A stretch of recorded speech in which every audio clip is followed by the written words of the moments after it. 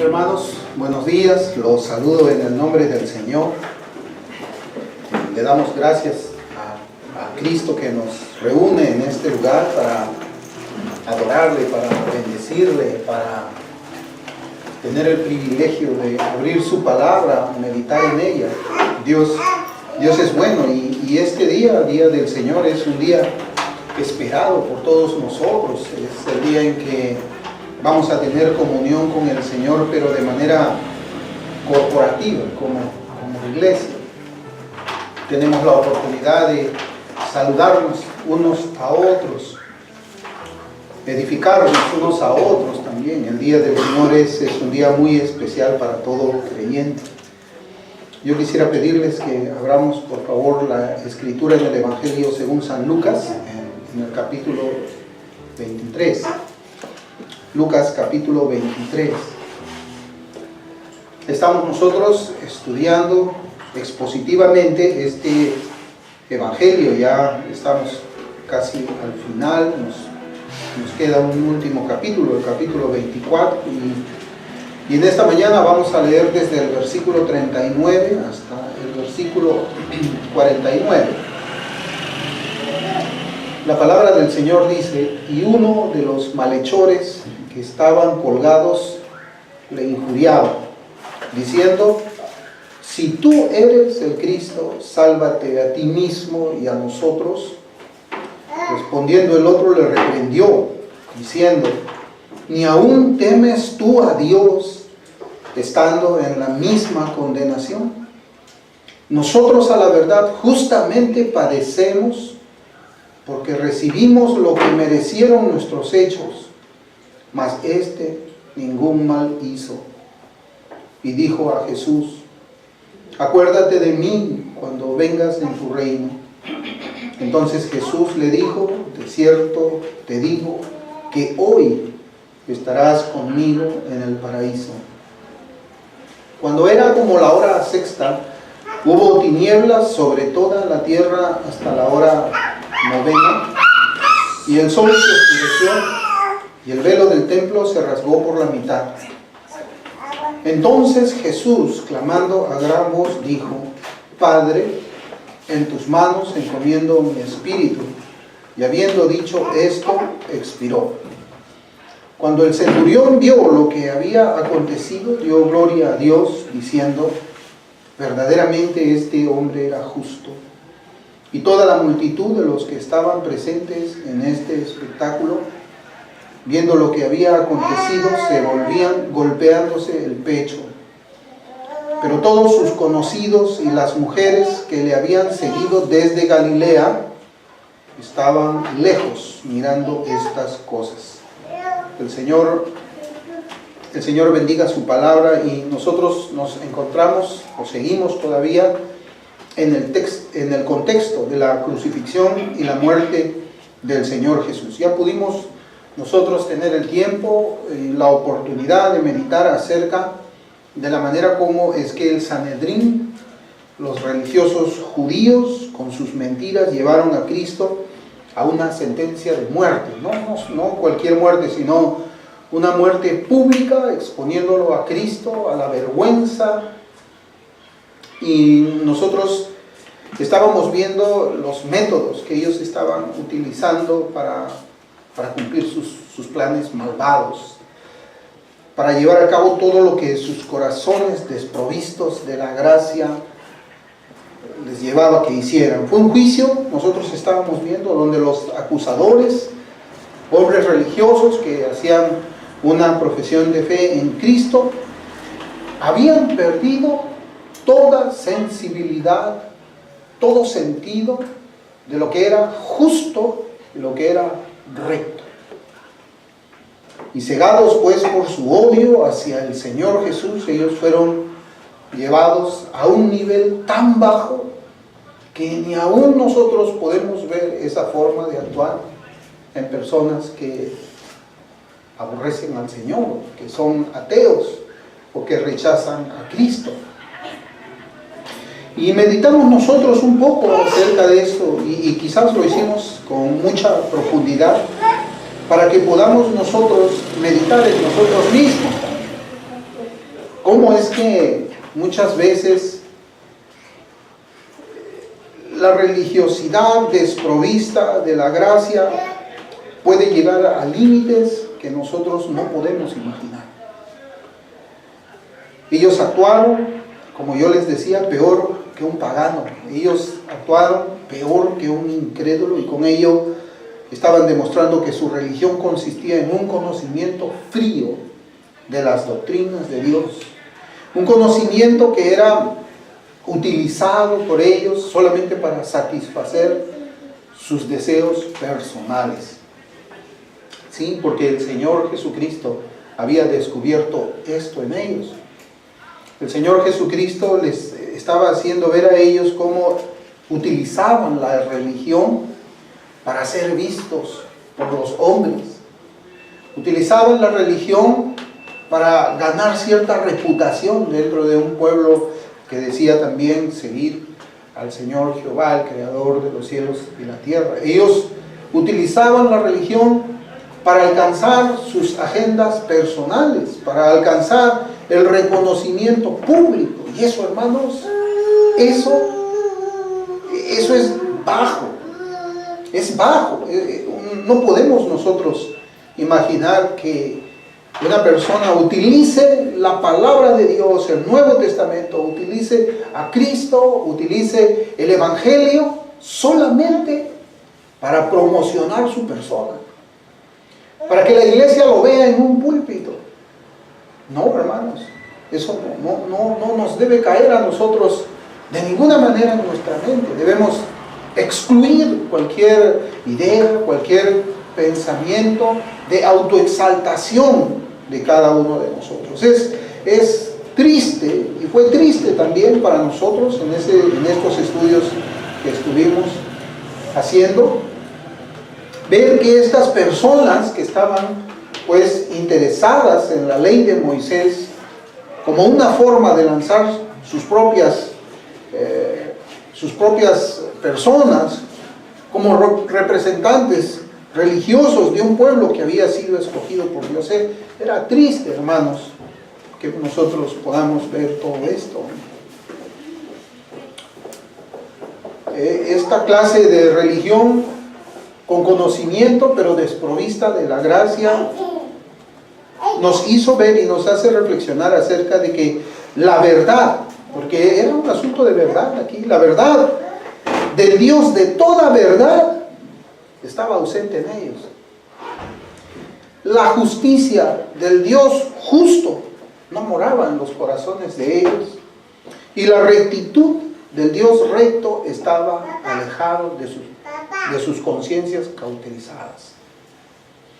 Pero nosotros vemos de que esta clase religiosa, en los estudios que hemos estado haciendo, de que ellos no solamente fueron capaces de llegar a mentir, de llegar a conseguir testigos falsos, de llegar a fabricar una historia contra Cristo para sentenciar al inocente, sino que además, después de hacer todo eso que aún ya es desagradable para nuestros oídos, y aún desagradable, yo les aseguro, para cualquier persona moralista,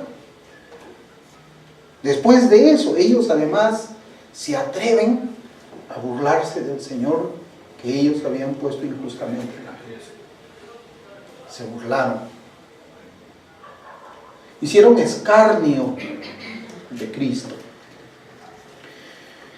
Y hacían esto mientras se encontraba Él crucificado y agonizando por la causa de una sentencia a un inocente, un hombre que había hecho solamente bienes al pueblo de Israel, un hombre que había traído la salvación a Israel. Y encima de todo, no solamente ellos hicieron un juicio fabricado, no solamente mintieron, no solamente también consiguieron testigos falsos, no solamente se burlaron también de Cristo, sino que animaron además a otros para que hagan lo mismo. Comenzaron ellos a convencer al pueblo para que se burlen del Señor. ¿Acaso ellos no sabían que el Señor era inocente?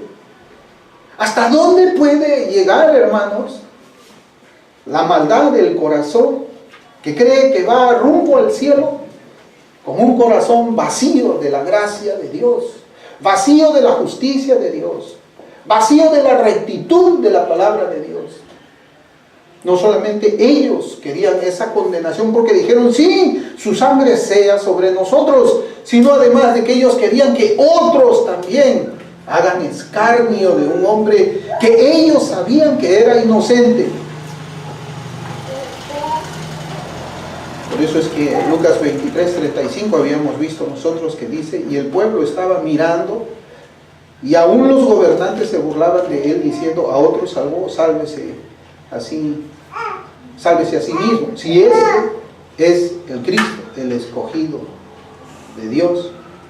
Y luego vimos nosotros pues que ellos provocaron al pueblo a hacer lo mismo, como estamos viendo ahora.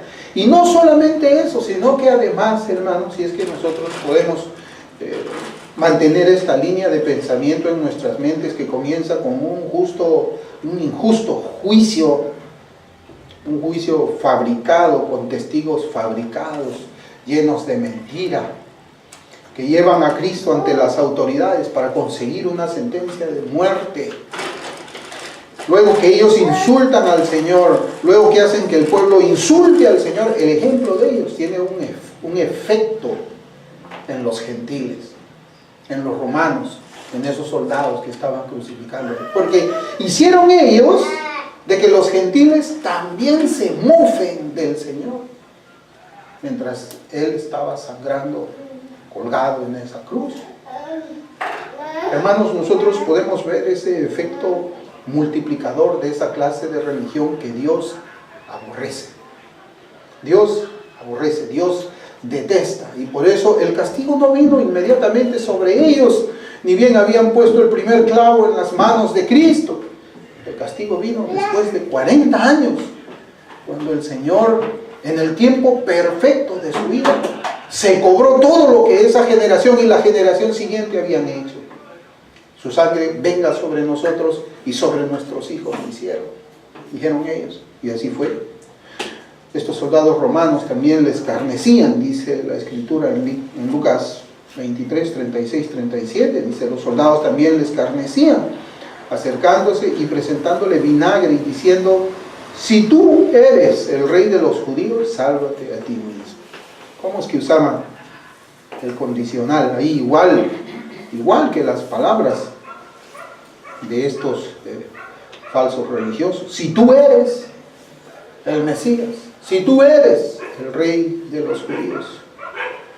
Finalmente también nosotros pudimos ver esa ofensa de Pilato, la ofensa, la burla que Pilato hizo no solamente de Cristo, sino además de todos los judíos, cuando él le coloca un letrero al Señor y dice, este es el rey de los judíos.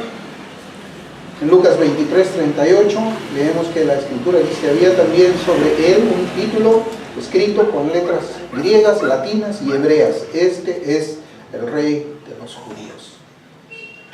Este es el rey de los judíos.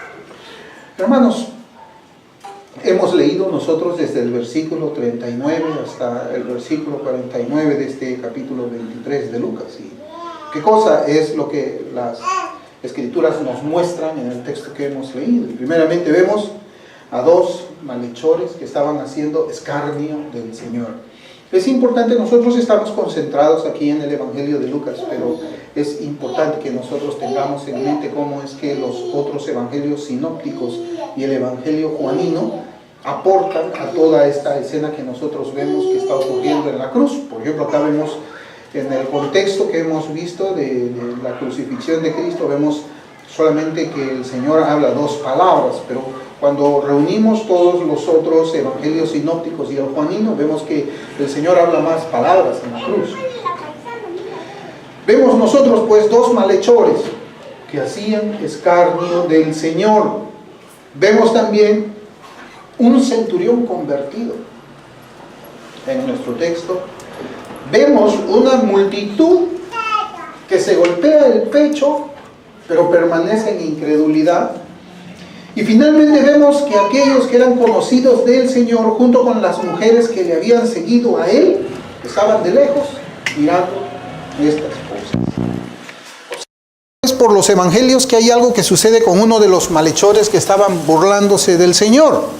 Por ejemplo, vemos en Mateo 27:44, dice: lo mismo le injuriaban también los ladrones que estaban crucificados con Él. Vemos aquí que primeramente los judíos, la clase religiosa, la crema innata de la religión de ese tiempo, los asesinos, los mentirosos, los fabricantes de juicios falsos, ellos se burlaban y además habían multiplicado eso a esos dos ladrones que estaban siendo crucificados junto con el Señor. Ustedes se pueden imaginar esa escena, el Cristo en el medio, crucificado, un ladrón a la derecha, el otro ladrón a la izquierda. ¿Y qué más vemos nosotros? Miren, hermanos, Cristo no estaba muy elevado. Cuando Cristo estaba crucificado no estaba muy elevado. O sea, la crucifixión romana no era una crucifixión donde el Señor estaba muy, muy arriba, que pues era difícil escucharle. No, Él estaba crucificado, no puedo decir, pero pienso que su pie, el pie del Señor, debe haber estado a una altura así, como de 1,60 m o 1,70 m nada más. Por eso es que los soldados escuchaban las palabras que Cristo estaba diciendo. Por eso es que ellos escuchaban perfectamente lo que el Señor hablaba. Entonces, ¿qué cosa es lo que nosotros vemos aquí? Vemos pues a estos hombres crucificados al lado del Señor, escuchando, mirando cómo es que los judíos, las autoridades, como yo digo, la crema innata de la religión, estaban haciendo escarnio de Cristo.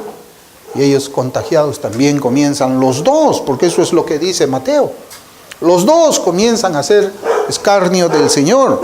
Sin embargo, nosotros vemos que Lucas nos hace referencia a un cambio en uno de ellos, mientras que el otro repetía también las injurias que los fariseos y el pueblo hacían del Señor crucificado.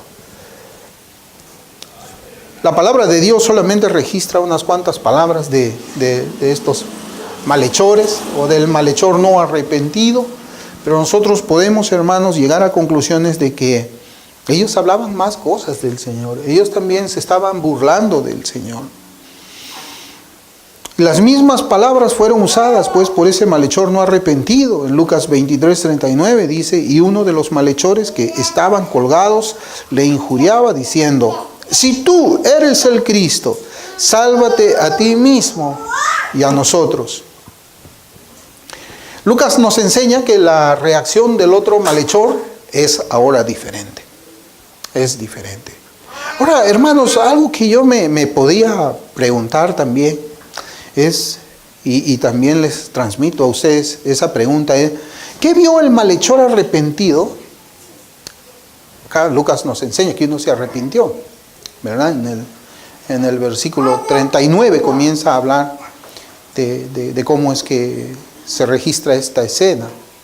Pero ese malhechor que se arrepintió, ese ladrón que se arrepintió, ¿qué fue lo que vio en un hombre que estaba golpeado, desfigurado, desnudo, sangrando, crucificado en vergüenza como un criminal? ¿Qué fue lo que vio ese ladrón en ese hombre? Que no vio el otro ladrón y que no llegó ni alcanzó a ver los fariseos y que tampoco alcanzó a ver esa multitud que también se burlaba del Señor. ¿Qué vio, hermanos? Es algo, yo veo de que la salvación, hermanos, es algo que nosotros nos deja sorprendidos. Porque la salvación va más allá de lo que nuestros ojos pueden ver. La salvación va más allá de lo que posiblemente a veces las iglesias de nuestros días comienzan a hacer para campañas evangelísticas.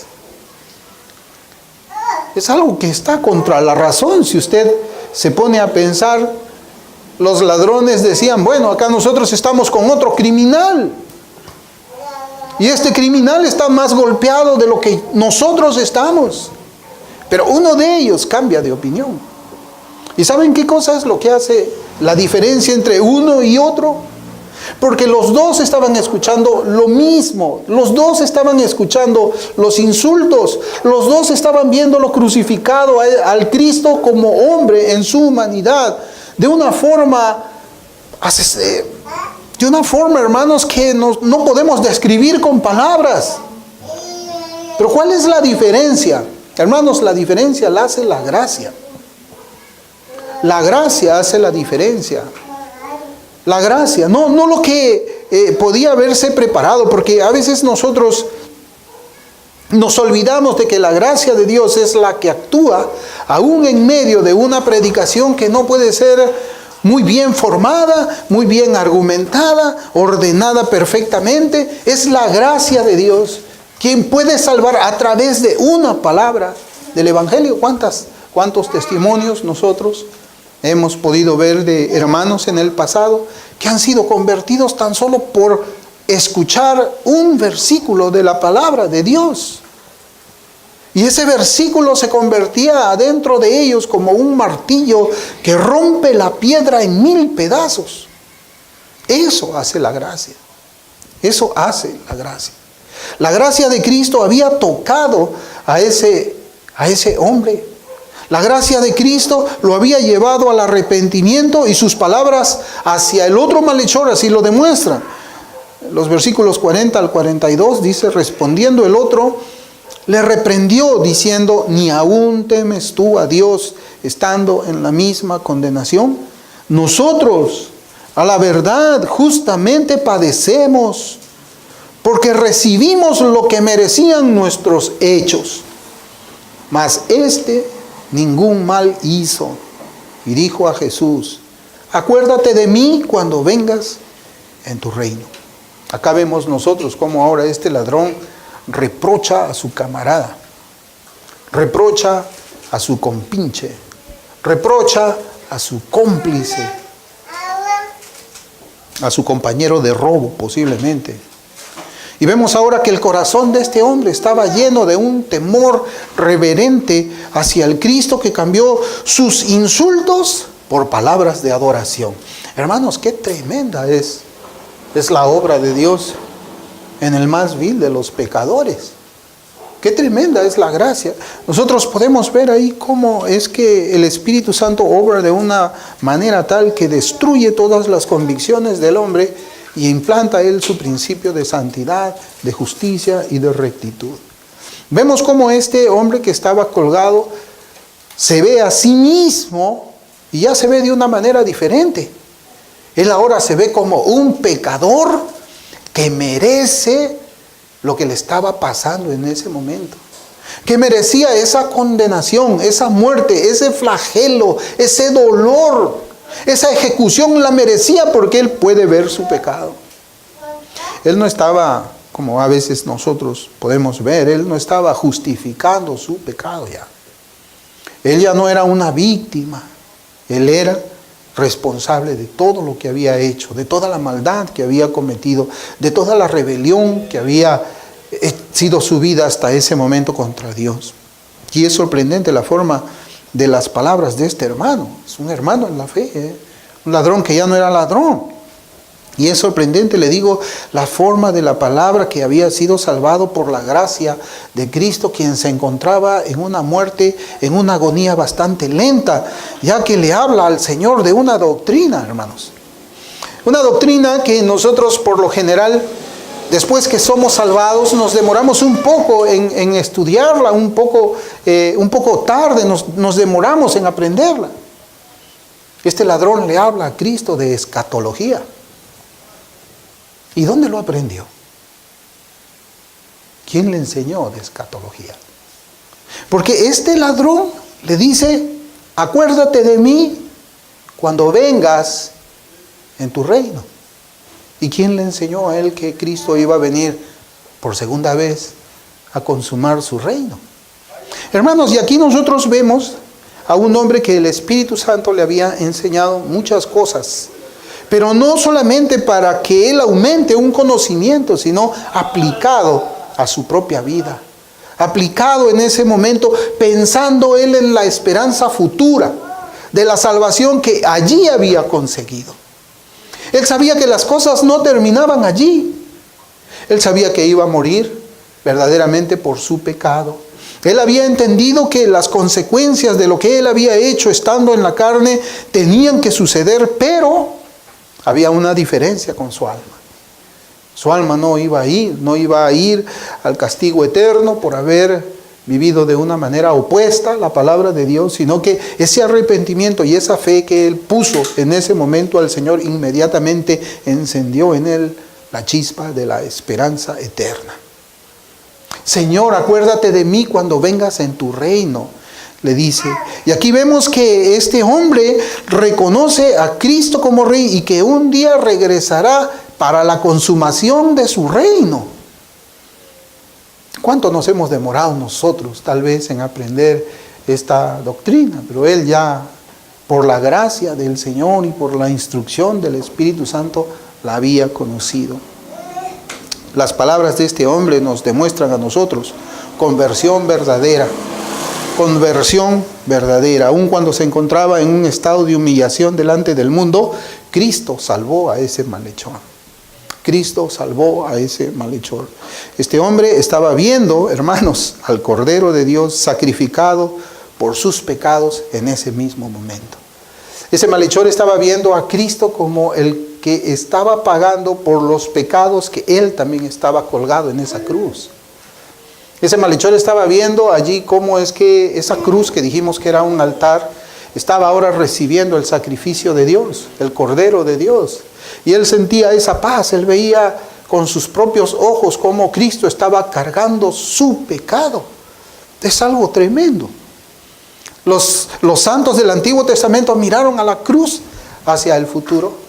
Nosotros miramos a la cruz hacia el pasado. Ese hombre estaba experimentando allí mismo con su mirada cómo es que sus pecados estaban siendo expiados, cómo sus pecados estaban siendo perdonados, como la promesa del Señor que decía, y nunca más me acordaré de tu pecado, se estaba cumpliendo delante de sus propios ojos. Lo que nosotros vemos, hermanos y hermanas, aquí es que Cristo, el Señor, hasta el último momento de su vida terrenal, fue misericordioso y también fue salvador. Él intercedió por aquellos soldados romanos que le crucificaron, y eso es lo que nosotros estamos viendo cuando en el versículo 34 dice, Jesús, Padre, perdónalos porque no saben lo que hacen. Vemos eso, una intercesión de Cristo. Vemos ahora que salva también al malhechor arrepentido y después además se preocupa por la situación de los suyos, de su madre, después de su partida. Esto lo vemos en Juan. Pero son tres cosas. En Juan 19, 25, 26 dice, estaban junto a la cruz de Jesús, su madre y la hermana de su madre, María, mujer de Cleofas, y María Magdalena. Cuando vio Jesús a su madre y al discípulo a quien él amaba, que estaba presente, dijo a su madre, mujer, he ahí tu hijo. Después dijo al discípulo, he ahí tu madre. Y desde aquella hora el discípulo la recibió en su casa. Esas tres cosas estaba haciendo Cristo en la cruz. Ahora si seguimos, hermanos, en nuestro estudio, si vamos al versículo 44 y 45, dice la palabra de Dios, cuando era como la hora sexta, hubo tinieblas sobre toda la tierra hasta la hora novena. Y el sol se oscureció y el velo del templo se rasgó por la mitad.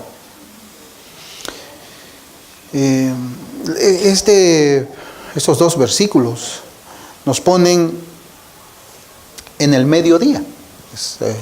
Es la hora sexta, es el mediodía, lo que nosotros conocemos como las 12 del día. Y dice que a las 12 del día vino tinieblas hasta las 3 de la tarde. Fueron 3 horas donde había oscuridad, dice la Escritura, en toda la tierra. Y ahora lo que nosotros podemos ver es que un eclipse queda pues completamente descartado, porque la luna se encontraba en ese momento en su fase de luna llena. Entonces un eclipse está descartado. Por lo tanto, este acontecimiento fue un acontecimiento sobrenatural. Es como que ahora, sin ninguna justificación, vemos que desde las 12 del día hasta las 3 de la tarde se volviera todo como de noche. Y no por causa de un eclipse. Y ahora nos cabe a nosotros preguntar, ¿aquella oscuridad fue sobre toda la tierra o fue solamente sobre Israel? Hermanos, hay comentaristas que han interpretado en el sentido de que no existe ningún historiador de aquellos días, de otros lugares del planeta, que hayan escrito, hayan registrado alguna oscuridad en las ciudades donde ellos estaban viviendo, lo cual nos puede conducir a nosotros a una interpretación posible de este texto, y es que esta oscuridad representa el abandono de Dios, del Padre, sobre su Cristo, cuando los pecados de los suyos fueron cargados en Él, en el Señor. Segunda de Corintios 5:21 dice, al que no conoció pecado, por nosotros lo hizo pecado, para que nosotros fuésemos hecho justicia de Dios en Él. Y algo que también, pues nosotros, cuando miramos este texto, nos preguntamos qué habrían pensado aquellos testigos presenciales de aquellas tinieblas. Acuérdense que estaban ahí quienes estaban los fariseos, estaba el Sanedrín insultándole al Señor, estaba el pueblo de Israel insultándole al Señor, estaban los dos malhechores insultándole al Señor, pero uno fue salvado, estaban los soldados romanos insultándole al Señor, pero ¿qué era lo que ellos pensaron de todo eso? Hermanos, lo que podemos ver es que se habían acabado los insultos. Ya no vemos en la Escritura que estaban registrados insultos contra el Señor. Al parecer comenzó un silencio ya, porque ellos estaban siendo testigos de algo que nunca en sus vidas habían visto. Ellos habían crucificado a un inocente y ahora ven tinieblas, las tinieblas. Lo que nosotros podemos decir de esas tinieblas es que ese era el comienzo del triunfo de Cristo. Esas tinieblas eran el comienzo del triunfo de Cristo. Colosenses 2:15 dice, y despojando a los principados y a las potestades, los exhibió públicamente, triunfando sobre ellos en la cruz. Por eso es que ese fue el triunfo de Cristo, y creemos de que en ese momento, cuando comienzan las tinieblas, comienza la agonía espiritual del Señor. La agonía espiritual cuando los pecados de sus escogidos habían sido cargados sobre Él al punto de hacerle a Cristo pecado.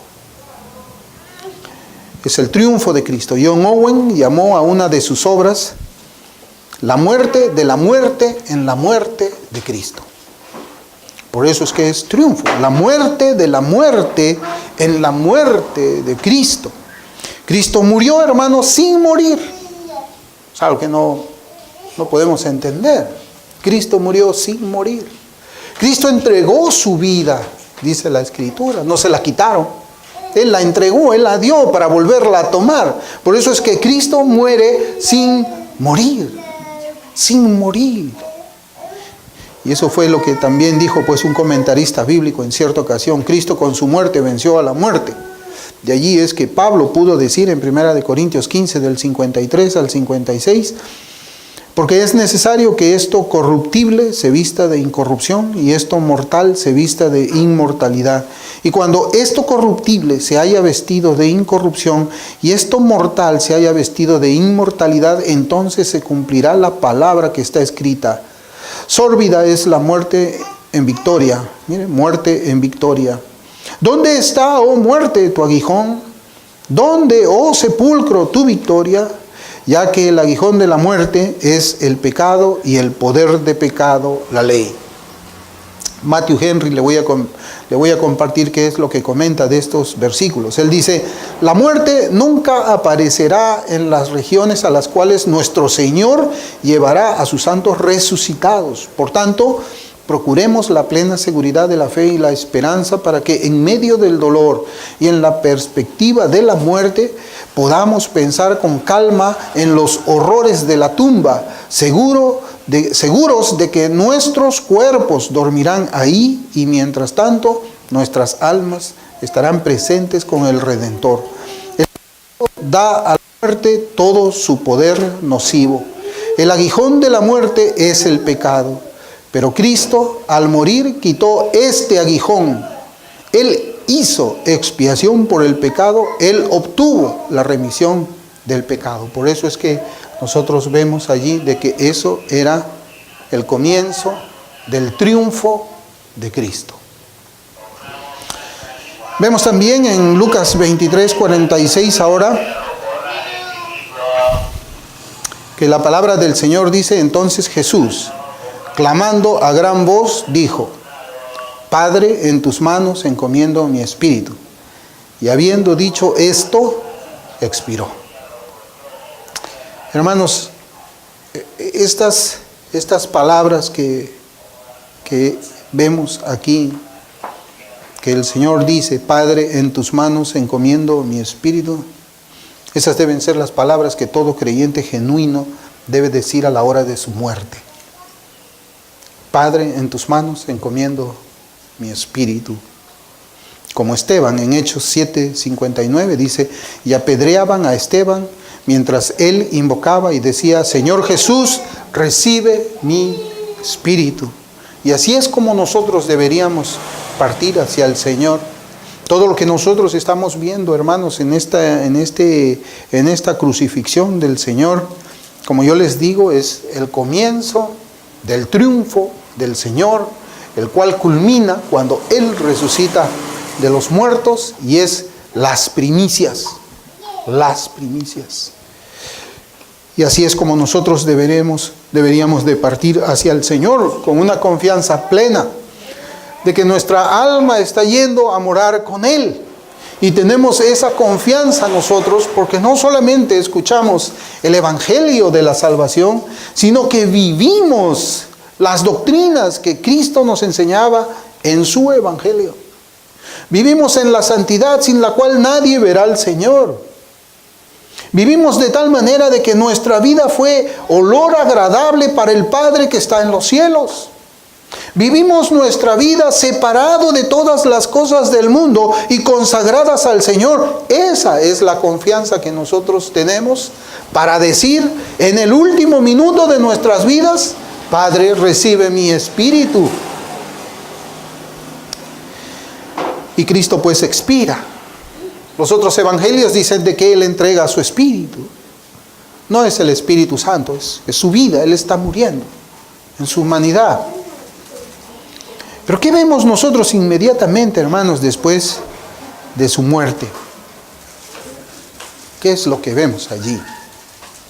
El versículo 47 dice: cuando el centurión vio lo que había acontecido, dio gloria a Dios, diciendo: verdaderamente este hombre era justo. Verdaderamente este hombre era justo. Y vemos, hermanos, fíjense cómo es la administración del Señor. Estando en agonía, salva a un malhechor. Inmediatamente después que Él expira, salva a un centurión. Salva a un pagano, a un gentil, a un hombre que era apartado del pueblo de Israel. La gracia del Señor, otra vez vemos cómo es que le abre los ojos, esta vez a un gentil. Hermanos, la crucifixión era una muerte vergonzosa. Eso es lo que esas personas tenían clavado en sus pensamientos. Entonces, ¿cómo era posible que viendo a un hombre morir en vergüenza pudiese ser atractivo? Pudiese ser atractivo para el alma. Y es que allí otra vez vemos nosotros la gracia del Señor.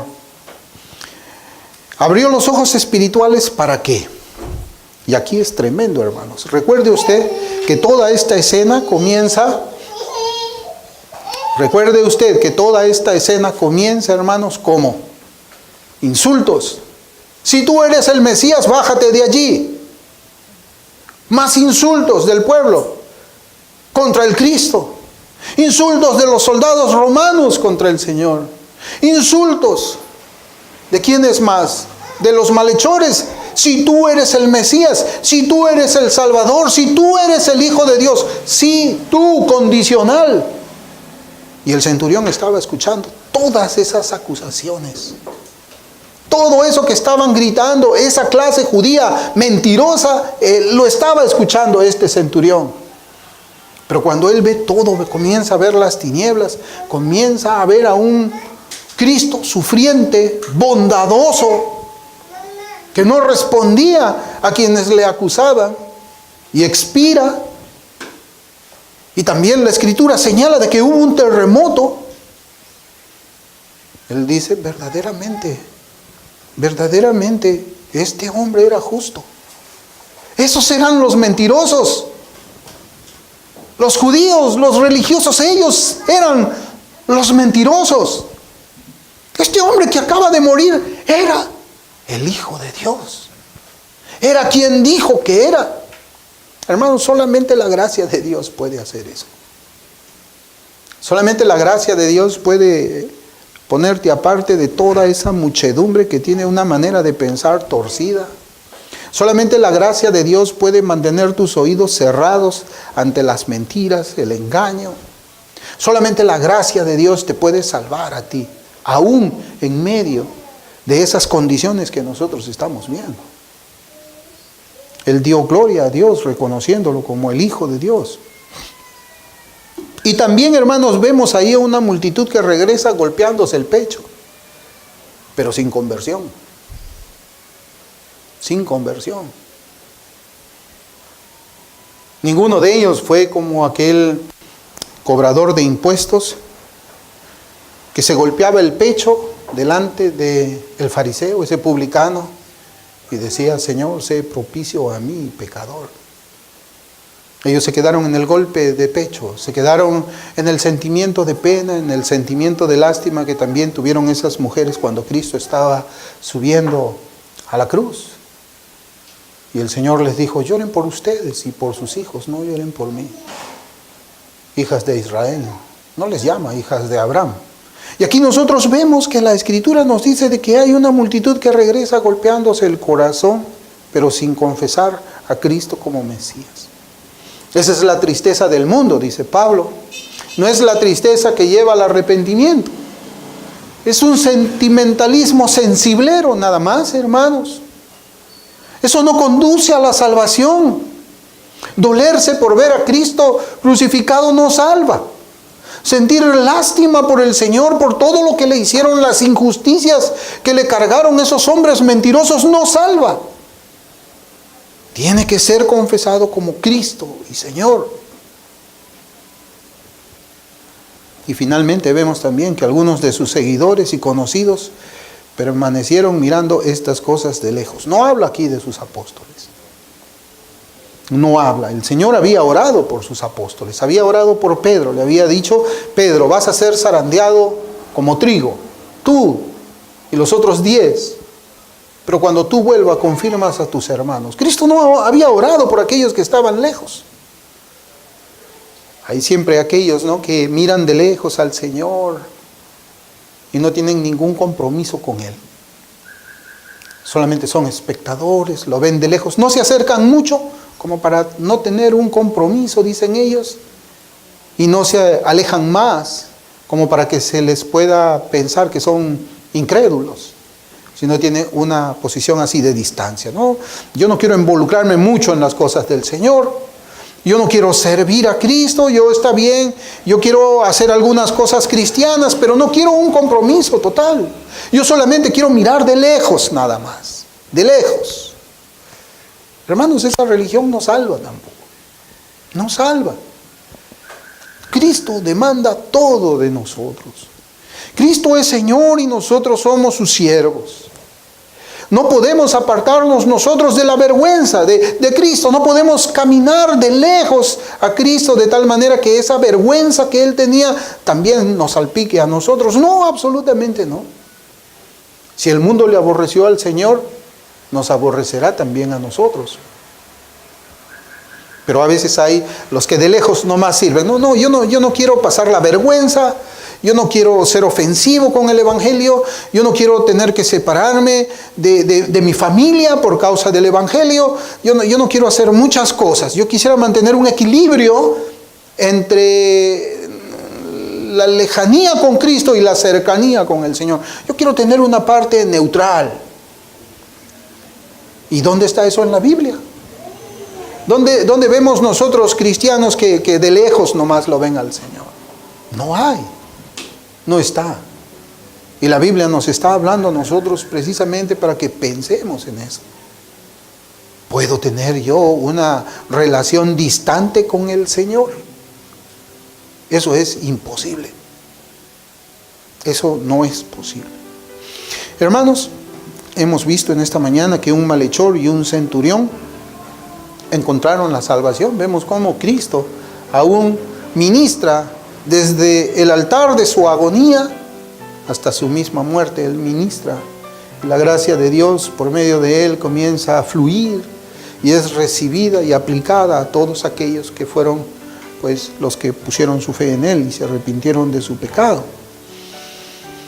El malhechor lo hizo en agonías, en las agonías del Salvador sufriente, mientras que el centurión lo hizo inmediatamente después que Cristo entregara el Espíritu. Hermanos, el Cristo resucitado seguirá salvando a su pueblo hasta que vuelva por segunda vez como juez. Vamos a orar.